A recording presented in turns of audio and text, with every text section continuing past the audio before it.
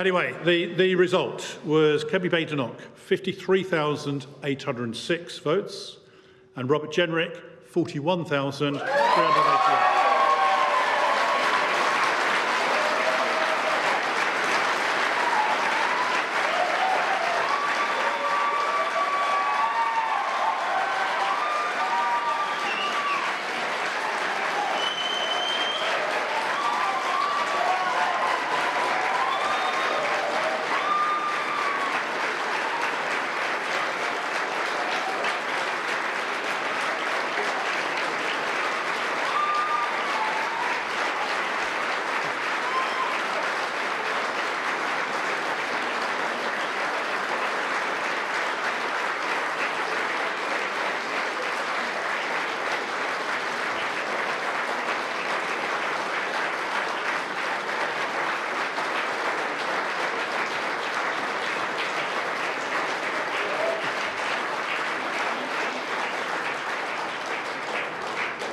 Now the important bit.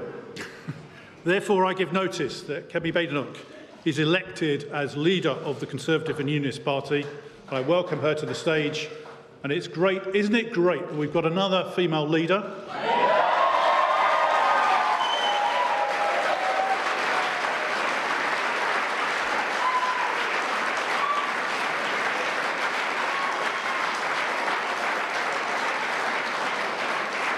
And isn't it great that we're the first party to have a black leader of the party? Another glass ceiling shattered. But I welcome Kemi to the stage.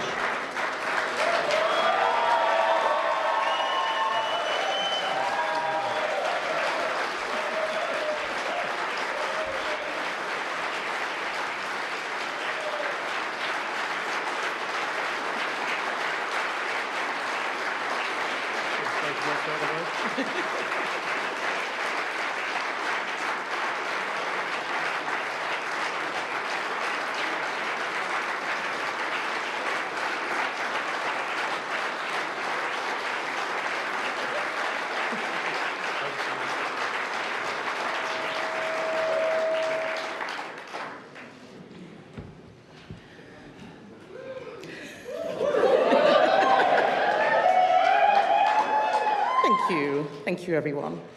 And I want to start by thanking Richard Fuller for his work as our party chairman since July.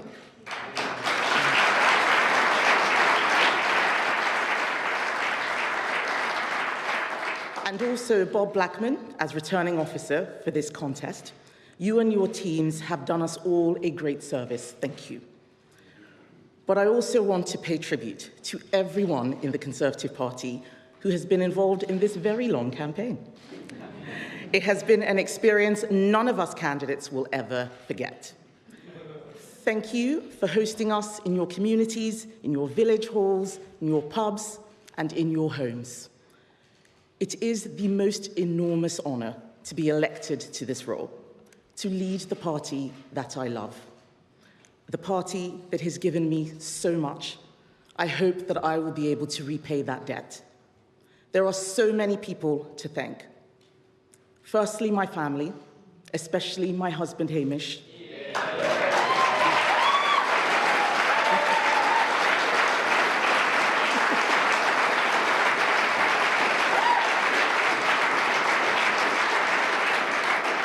Hamish, I couldn't have done this without you. Thank you for being with me every step of the way.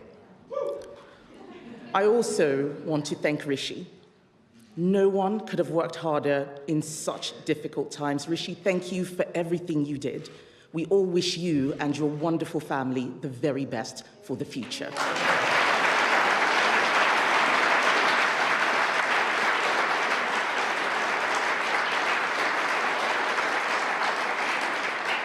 I'd also like to pay a special tribute to Robert Jenrick, who has fought a great campaign. Rob, we have all been impressed by your energy and your determination. You and I know that we don't actually disagree on very much. And I have no doubt that you have a key role to play in our party for many years to come. Thank you.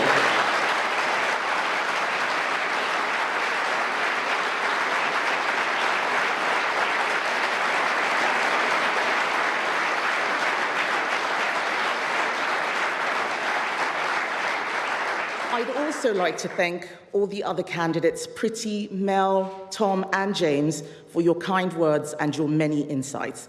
We have come through this campaign more united, and the party needs you now more than ever.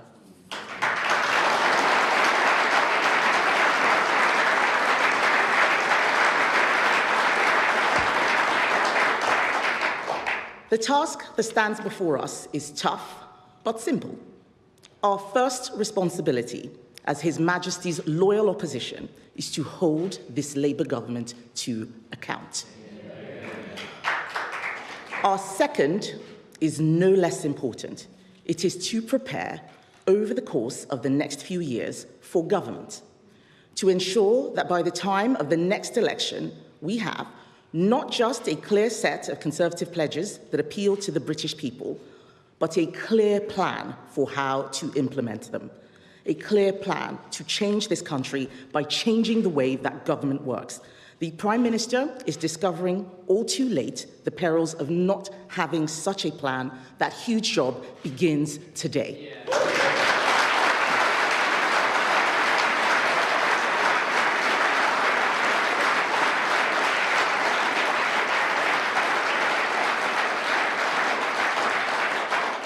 It will seek to involve all of our colleagues in Parliament, in the Scottish Parliament, the Senate, our friends in Northern Ireland, as well as councillors and party members. But this is not just about the Conservative Party. It is about the people we want to bring back to the Conservative Party.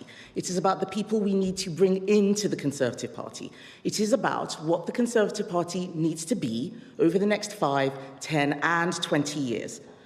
Our party is critical to the success of our country. But to be heard, we have to be honest. Honest about the fact that we made mistakes. Honest about the fact that we let standards slip. The time has come to tell the truth.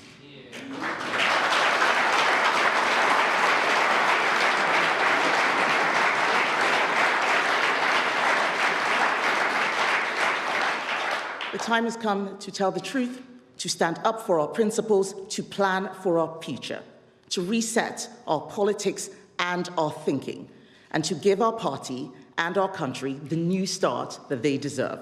It is time to get down to business. It is time to renew. Thank you, ladies and gentlemen.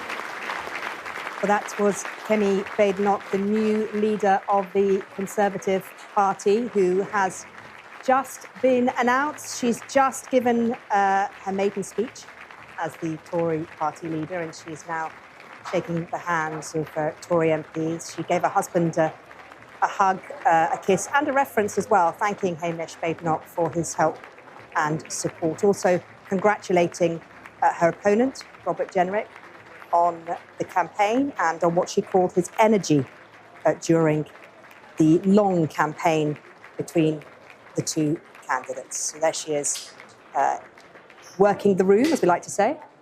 And I'm here with Henry Zeffman, our chief political correspondent, who has been watching with me. And it was a pretty close result, wasn't it, Henry? The closest ever when Conservative Party members have had the chance to vote. I make it about 56% to 44%.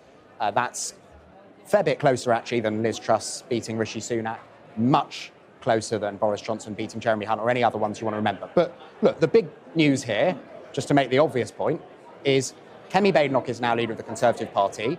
That makes her the most likely next Prime Minister after Keir Starmer. There's all sorts of reasons why she might not be, but that is the simple fact of being leader of the opposition. She's extremely likely to lead the Conservatives into the next general election as their candidate for Prime Minister. That makes this a very big moment. The challenge for her, not just because the result was close, though partly because of that, but also because of how close the parliamentary stages of this contest were, will be forging unity in the Conservative Parliamentary Party, which we must remember is the smallest it has ever been in the Conservative Party's history. There's just 120 or so Conservative MPs. Kemi Badenoch now has a task on her hands to unite them after years of division, after several leaders in very quick succession and find a way to present a coherent and different vision from the Labour Party to the country. Have we had many clues about how she's going to go about to do that? I think we certainly have in kind of her dispositions. She says she wants the state to do less, she wants the state to be smaller, and that will be a clear contrast, definitely, with this Labour government after Wednesday's budget, as a consequence of which, and Labour embraced this, the state will be bigger than it has been for generations.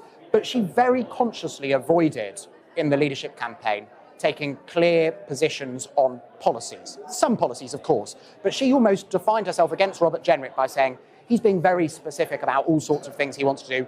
I want to get into office, I want to think about it. We don't know what the situation will be when the next general election takes place. So actually, in that sense, I think it's a lot less clear what Kemi Badenoch thinks about specific day-to-day controversies which she might now be confronted with as the Conservative Party's leader.